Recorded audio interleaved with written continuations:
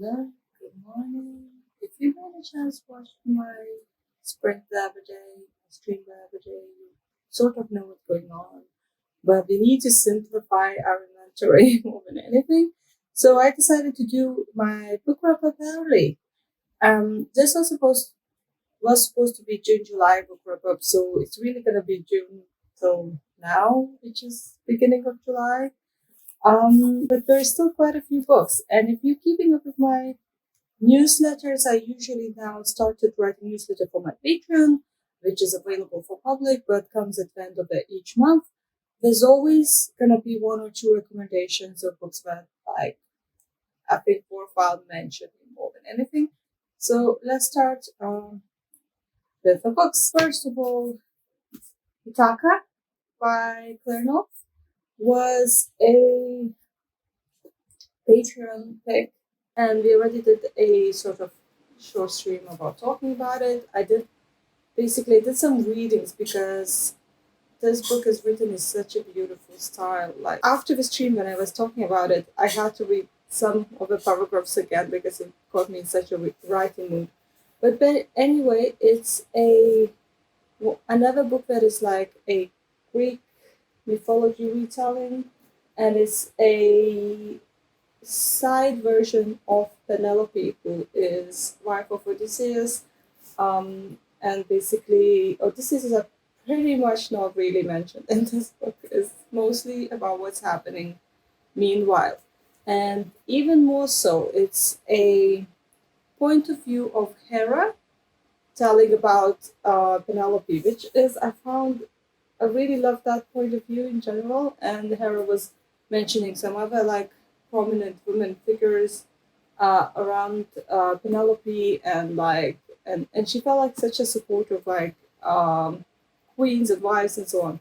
So anyway, it was interesting because I think I never really like read that sort of God's point of view necessarily and telling about mortal life. Let's say in regards of the story itself, I think I'm not so big into Greek myths, so like not everything necessarily meant a lot for me.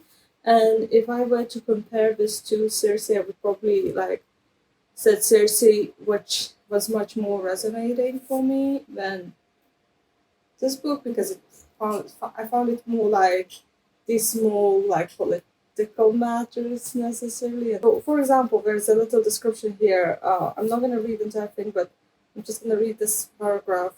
No one man is strong enough to claim Odysseus' empty throne, not yet.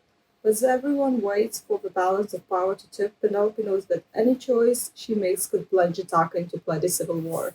So that's what it felt like. It felt like sort of edge of war and like some pirate ships constantly, not necessarily pirate ships, but ships constantly coming into the shores and like sort of edge of a conflict. Really, really love the writing style, and that got it really for me. And like I say, even getting back to certain things, I was like, this is so beautiful. We do not burn any lanterns on their decks, but skim across the ocean like tears down a mirror. I'm like, that's weird comparison, not usual, and there's a lot of like not usual comparisons, but very like visual. Now, a lot of books where I was listening an audiobook, and one of them is called Writing Down the Bones.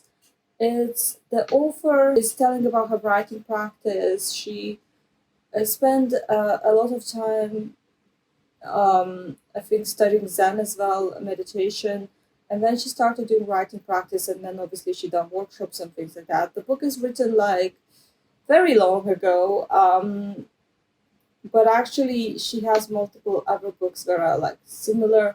It's more like reflection on writing with some sort of meditative insight to it, let's say. So she mentioned it's most of them are about writing. Most of the chapters are how this relates to writing, her workshops, and sort of um, musings, but also some examples of her classroom and so on. But I do want to say that it really gets you into that mind of like journaling, doing writing practice, and like just experimenting and just how she says, keep your hand moving. And I think it's definitely something that was worthwhile for me. And I got on my wish list of her other books that are about writing and so on. She also does paint, which obviously I basically liked it, and now um, I'm getting more into not really journaling, but more of a writing practice. I never was very good with like journaling on myself. I was good with scrapbook, maybe mentioning a couple of things there, but never really into the wordy journal. But for more my own self care, I kind of needed to change some of my practices and habits. And I love how I think she also said something like that like it's like training your mind in a sense, like we train all the other parts of the body, but we're not necessarily, let's say, combing our mind over these tangles. That would be not her words, that would be probably mine. But in general, I thought that could be a very good way for self care anyway. So honestly, if you want to get onto something like that, and especially if you do write professionally or as hobby anyway, I recommend listening to this because it's kind of, I would believe that's close to some sort of workshop, but also very loose and like no necessity of rule or exercises in itself, but it really helps you take a different perspective. So I think it's like I loved it. I wasn't sure I liked it in the beginning, but like the longer I listened to it in these small snippets, the more I liked it. Now, Every Heart is a Doorway is much shorter than I imagined. I think there are like 9 books of this in total. I think I mentioned it on my newsletter because it was fairly original. It's about these like children that are almost, you feel like it's about like children's home, but I don't think it's necessarily that sort of strict of institution, but basically it's about these children and people gathered who lost their doors to a different world. And I think it opened with this girl who had had doors to the underworld, to like to the Kingdom of Hades or something like that. She was describing it. And then obviously she couldn't find the door again, and everyone has their own story and their own door, and I thought that was very unique and original. But basically is these children or people sort of lost their access to this other world, and little bit of misery there. But I loved how different this was. Like it's very unique, very quick read. You literally can bring it to the like to the holiday or something. Now I felt like I would rather have the thick book of all the 9 stories or whatever, how many books that there are. But now I'm like, oh, this was like very very quick, and I am sort of on a boundary if I want to continue with it. I feel like I do, but at the same time, because it's so many, I'm a bit more um, not sure. And lives and the lives of the puppets. So if you know me, I have been reading so many teachable books really, and whenever something comes out, I pick it up and put it on my list. This was supposed to be like a Pinocchio retelling in a sense. It's about, let's say how I got it. It's about last human boy or who lives with robots. But it's very unique as TJ Kuhn often writes very unique and unusual stories. But for some reason, every other book that I've been picking up recently felt younger for me. Like it felt more young adult, but like because it's always very different point of views, not action necessarily based. That young voice often falls a bit flat for me.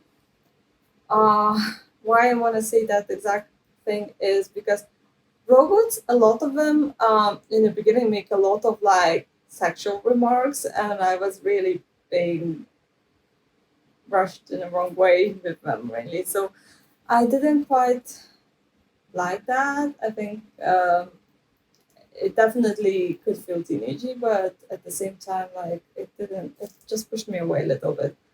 Um, right. So they also, I'm just gonna say a little bit of more premise, and I'm not sure how much I would be saying, but basically we discover another robot who's broken, and we're trying to find this whatever blue fairy or whatever to fix this robot. More than anything, so it's really like it says it's a bit of a Pinocchio retelling, but I'm not sure if it's that close to it. But there are certain points that sort of connects to. Um, and the father, I believe, of this boy, not the father, but okay, it's kind of father figure, but that it's an android inventor, Giovanni Lawson. So again, we have Giovanni. So like we have these points that does connect to Pinocchio in a sense. But again, he's the last human, and he's trying to save his robot because it's sort of broken. Like it's working, but it has an error in it. Let's say. But here we are. I think you could like it. A lot of people reading it, but it never hits to me same way as House on the Cerulean Sea, and I just been like wondering. And even Whispers and Under the Whispering Door was closer, but it just feels like it's becoming more and more distant from that for some reason. So here we are. I also have the Lore Olympus, but it's now packed in the boxes. It was volume four, I believe, and I mean, if you're not keeping with the series, it's a graphic novel about a Persephone and Hades and sort of this romance, but it's very much like slow development, and it's absolute balm for my soul. I know there's a lot of trigger warnings, especially in the first book.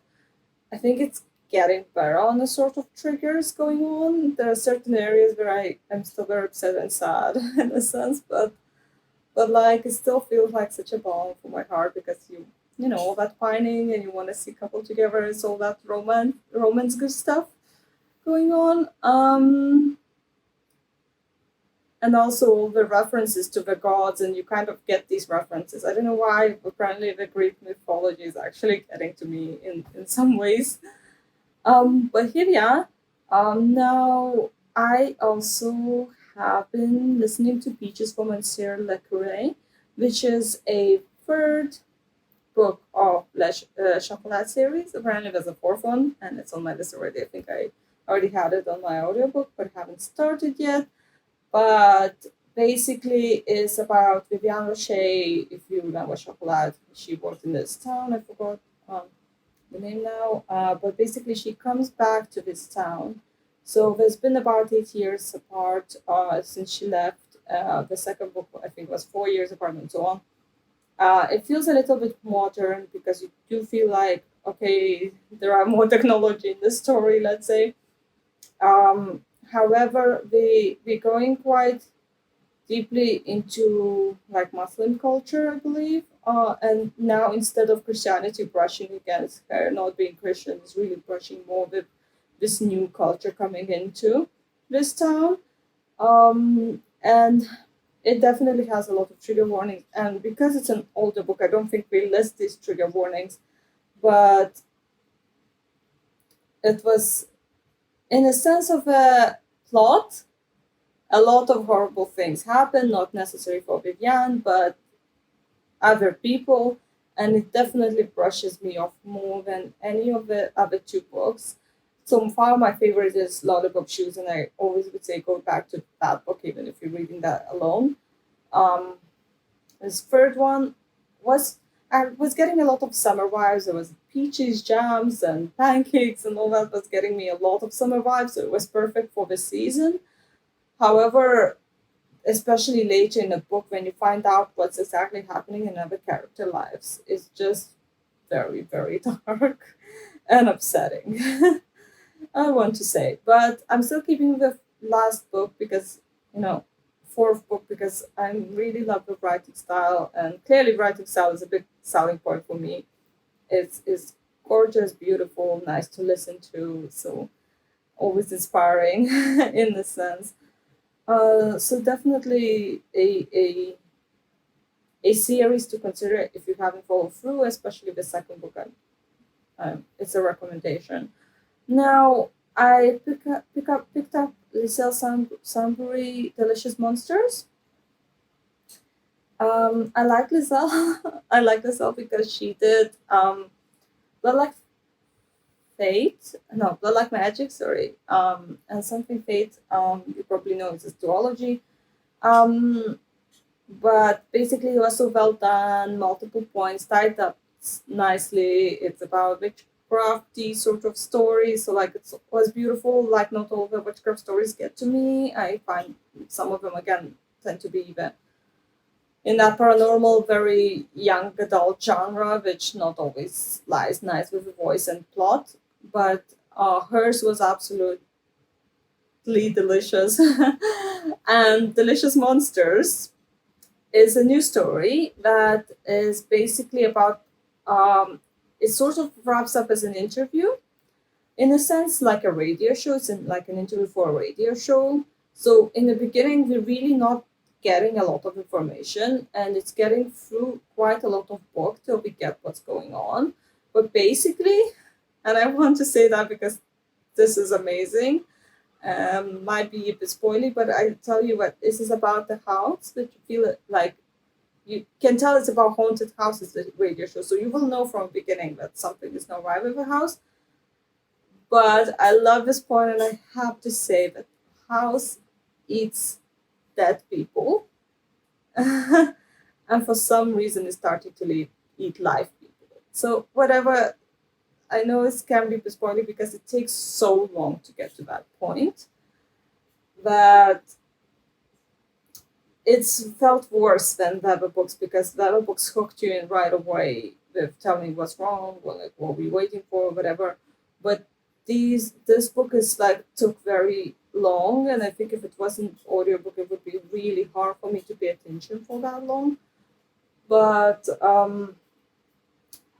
entire premise of this really reminds me of like board games where I like to play, like Betrayal on the Hill House and so on. There are definitely scenarios like that, and I felt like it's that sort of original premise. So I really loved it. I am not telling any more than that because obviously I already feel like I give you a really big spoil. But honestly, it's very, very. I loved it in a sense.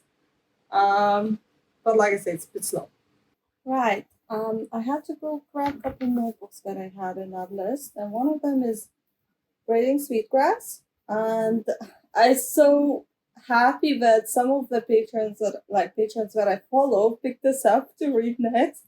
I think I maybe I forgot who it was, but basically, like it makes me really happy because like I'm still reading it. I'm reading it in small snippets because it's sort of like again, it's kind of musings, and like I would say you can treat them as essays uh, about nature. Some of them a bit more sciencey. Uh, there's teachings of plants and things like that, but some of them are more like into sort of indigenous culture as well. And I felt like it's very lovely how it's written. Again, it has very nice wording and like very relaxing. It's always nice to read about nature in some ways. And I'm reading it in small snippets because I feel like it's part of my like new habits of sort of listening to either Writing the Bones sort of author or this reading this one, just to sort of get into a different perspective of life. And it's really, really nice. I got the second part, which is something to do with the moss. I already have it. And because I want to continue with this new habit of sort of different mindset, not always like crushing through like novels necessarily, is this is what getting on with. Now, another one is The Girl from the Other Side, Volume 3. I haven't packed this one yet. It's absolutely adorable. Every single time I want you to show you these deluxe editions because they're so beautiful in the shelf and we together, black and gold, very classy, has nice, nice pages. Don't want to spoil you anything, but it's always very cute how each chapter opens. It's again a graphic novel.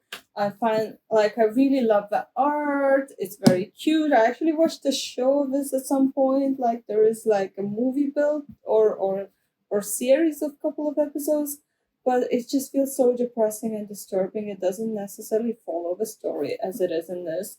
However, volume 3 was absolutely stressful and not necessarily as slice of life as the other volumes. And a lot of things happen. And where it ended could potentially as well be entire book's end because it ended quite sad and like I think I was obsessed after it. You can possibly need tissues. I usually don't tend to cry, but I think people who do, they might end up needing tissues.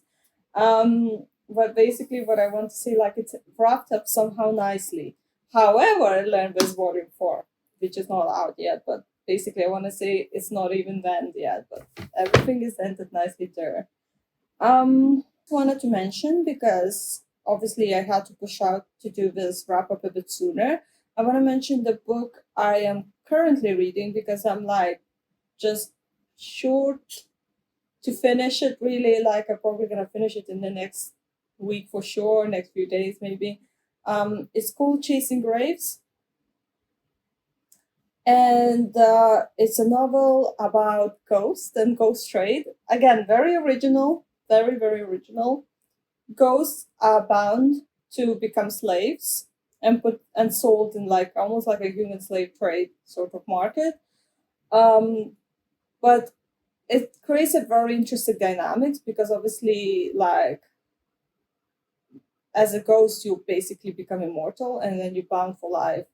One of the things. Second of the things, there are traders who clearly kill people to get their ghosts, to bound them and use them as slaves. And and the third thing is that the main character that we follow, he goes to when he is brought to this market, he basically says, "I was murdered. I don't belong here." So I really love it. It's very original premise. I think I heard of this before, but it was more like maybe in games and television shows. But it feels like I've not met this sort of premise in novel. Um,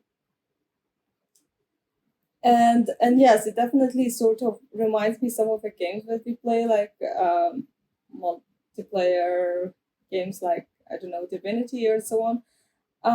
But really like love that premise. The only problem with this book is that is a series as they all are. I love the writing style. It can you can feel it's pretty decent writing style. Uh, However, again, I felt, but most of the time it happens because of the series. It was really hard for me to get into that book. It was a bit too slow moving.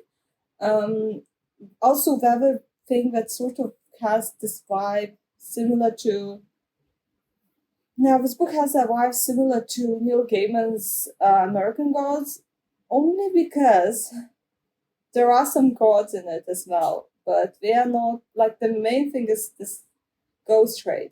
But somehow the main character almost feels in a similar role as Shadow Moon, and like that's why I thought that it sort of has some relation to it. But definitely something to consider. But I'm not sure I will continue through the series because I feel not as attached necessarily. But I think that all the books that I mentioned today in general, which is we reach the end at the moment, all of them are surely worth reading. None of them were completely like flops in my list. So that's really good. But like we all bit different styles and depends what you like and you don't like. You might be picking up, maybe not everyone might like grading secrets. Not everyone might like writing down the bones, especially if you don't have nothing to do with writing. But I think these all are very good picks. So do add something onto your list from today. And I think that's about it from me reading June to July. And next time, probably going to be a bit later. Maybe you'll tune in with another collection of books. See you then. Bye.